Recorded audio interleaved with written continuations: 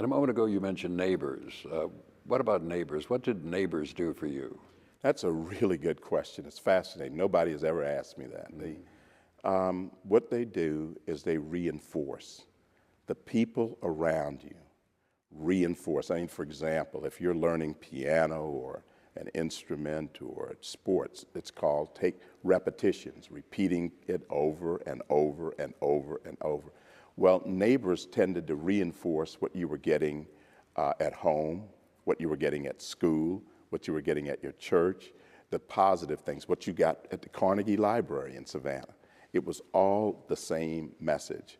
And so my cousin Hattie or Miss Mariah, Miss Beck, Miss Gertrude, Miss Gladys next door, it was all the same message. Are these people sort of like surrogate parents? I mean, in addition to your grandmother and grandfather, they're helping reinforce what they're telling you?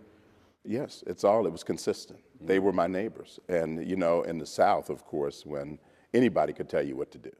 You know, anybody could tell you to go to the store to buy some snuff, some honeybee snuff or whatever they wanted at the time, some Standback or some Anacin that they took quite frequently.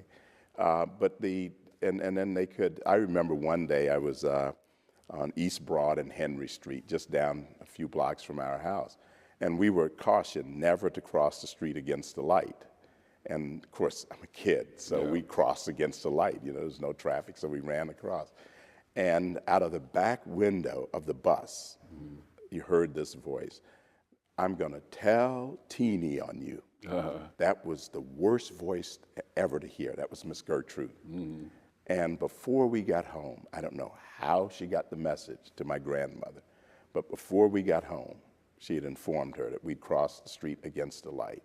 Whereupon we were informed that your granddaddy will deal with you when he comes home. And that was or he said, your daddy will deal with you when you get home. And that's the worst threat you could ever have.